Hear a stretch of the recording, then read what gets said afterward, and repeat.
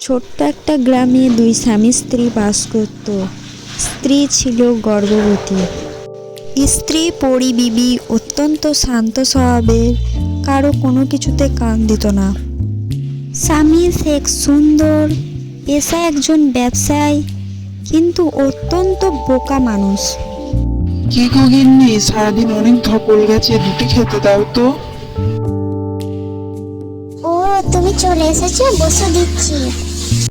সুন্দর খাওয়া দাওয়া শেষ করে বাজারের দিকে রওনা দিল।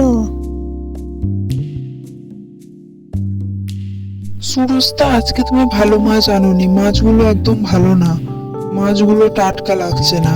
যাই, আমি বাড়ি যাই, আমি আজকে আর মাছ নেবো না।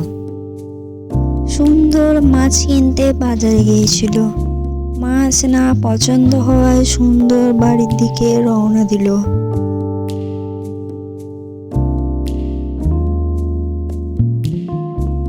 বাড়ি ফিরে সুন্দর দেখে তার বাড়ির সামনে পাড়ার দুজন ভাবি আর দাইমা দাঁড়িয়ে আছেন।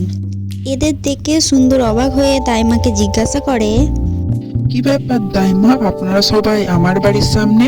আমি তো কিছু বুঝতে পারছি না। তোমার মেয়ে হয়েছে গো, তোমার মেয়ে হয়েছে। তোমার মেয়ের কি নাম রাখবে বলো? কি বললেন দাইমা? আমার মেয়ে হয়েছে? আমার মেয়ে? কিন্তু আমার মেয়ের কি নাম রাখবো? ঠিক আছে, আমি আপনাকে একটু পরে জানাচ্ছি, ঠিক আছে দাইমা? এই বলে সুন্দর চলে গেল। কিন্তু বোকা সুন্দর এটা জানে না যে ব্যাগটাকে রেখে যেতে হয়। সে ব্যাগটা নিয়ে যাচ্ছে, অথচ এদিকে একটা ব্যবসা করে। সুন্দর হাঁটতে হাঁটতে ভাবছে তার মেয়ের কি নাম রাখা যায়, কিন্তু কোনো নামই তার মাথায় আসছে না। এইদিকে এতটা হেঁটেছে যে হাঁটতে হাঁটতে প্রায় জঙ্গলের রাস্তাতেই চলে এসেছে। অনেকটা হাঁটার পর সুন্দর দর্শন পায় এক ঋষি মশাই। সুন্দর ভাবে যে এই ঋষি মশাইকে জিজ্ঞাসা করবেন যে তার মেয়ের কি নাম রাখবে।